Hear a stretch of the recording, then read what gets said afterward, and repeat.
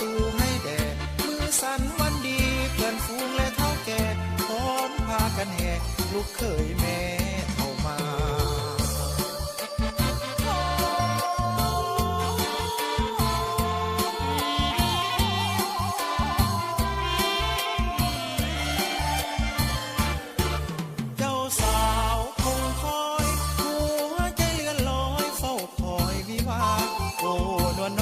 ประตูของท่าโอ้นวลน้องเปิดประตูของท่า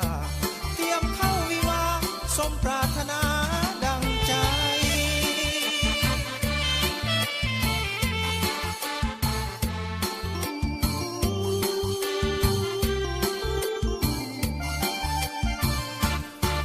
ค่าดองน้องแพงเงินว่าพอแต่น้องอย่าเสียใจได้กันแล้วจะหามาแทนให้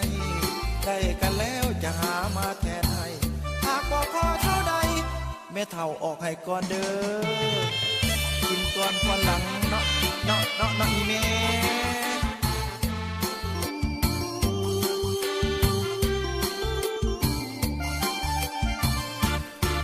เจ้าบ่าวแต่งกายใส่เสื้อสีไผ่นุ่งเสื้อไหมเบียงแพ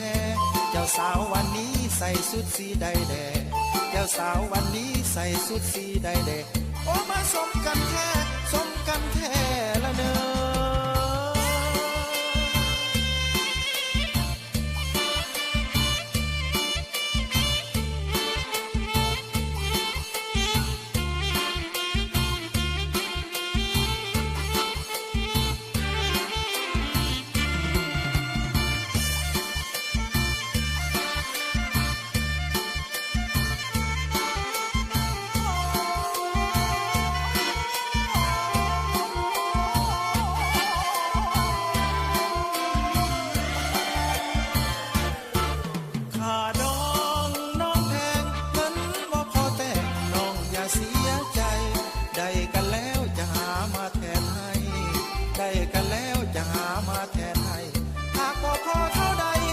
แม่เฒ่าออกให้ก่อนเด้อ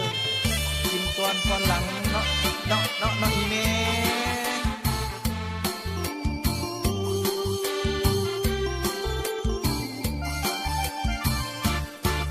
เจ้าบ่าวแต่งกายใส่เสื้อสีไผ่นุ่งเสื้อไหมเบียงแพ